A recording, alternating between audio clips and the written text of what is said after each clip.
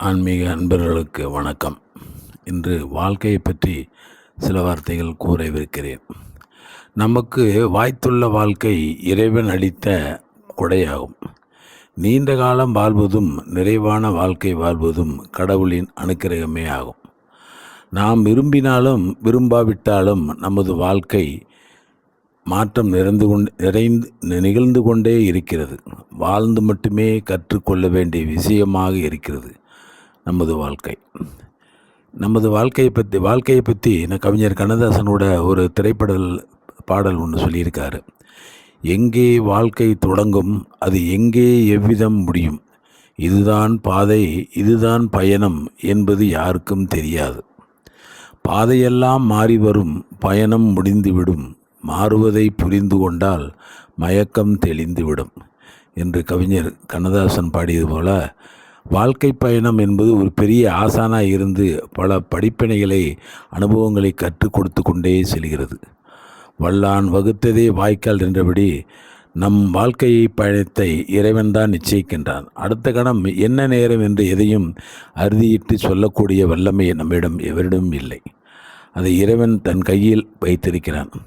வாழ்க்கை பயணம் என்பது எல்லோரும் ஒன்றாக கும்பலாக பயணிக்கக்கூடிய தேசிய நெடுஞ்சாலை பயணம் அன்று. அவரவர் தனித்தனியாக பயணிக்க வேண்டிய, முன்பின் எவரும் நடந்திராத, மனிதனின் காலடி சுவடி பதியாத பாதையற்ற பாதையாகும். அந்த பாதையில் நாம் ஒருபோதும் பயணித்தது கிடையாது. அவரவர்களுக்கு விதிக்கப்பட்ட அந்த வாழ்க்கையை வாழுவதன் மூலமே கடக்க வேண்டியதாக உள்ளோம். வாழ்க்கை முழுவதும் மறைபொருளாகவே இருக்கிறது. இதில் எப்பொழுது என்ன நடக்கும் என்று தெரியாது. அதனால்தான் அது எப்போதும் வியப்பூட்டுவதாகவும் அதிசயமாகவும் அழகாகவும் இருக்கிறது. மனிதன் முப்பரிமாணம் ஆனவன். அவன் உடல், மனம், ஆன்மா ஆனவன். உடல் மனம் தாண்டி அடுத்துள்ள ஆன்மா விளக்கமுறும் போது நாம் எங்கிருந்து இவ்வுலகிற்கு வந்தோம், நாம் எதனால் உயிர் வாழ்கிறோம், முடிவில் நாம் சேருமிடம் எது என்பதெல்லாம் குறித்து புரிதல் வரும். ஆன்ம வாழ்க்கை என்பது இங்கிருந்து தான் தொடங்கிறது. ஆன்மீக வாழ்க்கை என்பது உலக வாழ்வுக்கோ அதன் வளத்துக்கோ முன்னேற்றத்திற்கோ எதிரியல்ல. வாழ்க்கை தரும் சுகபோகங்களை போதையாக்கி கொள்ளாமலும், துன்பம் துயரம் தோல்விகளால் சோர்ந்து போய்விடாமலும் பயணிக்கவே ஆன்மீக நெறி கற்றுத்தருகிறது. வாய்த்த வாழ்க்கையை நல்ல முறையில் வாழ்ந்து அனுபவிக்க வேண்டும் என்று போதிக்கிறது.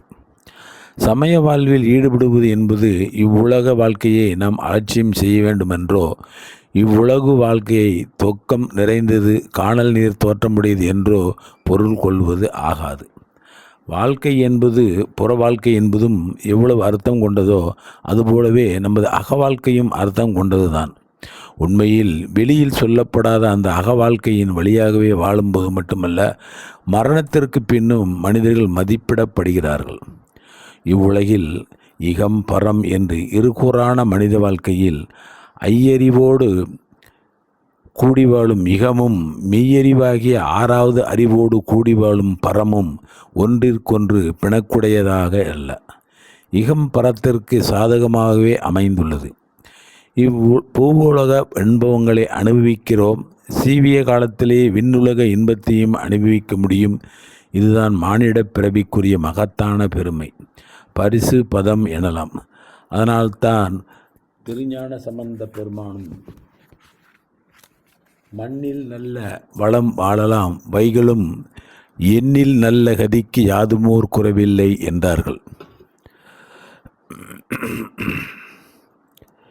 இத்துடன் இன்றைய பத்தியை முடித்துக் கொள்கிறேன். நன்றி, வணக்கம்.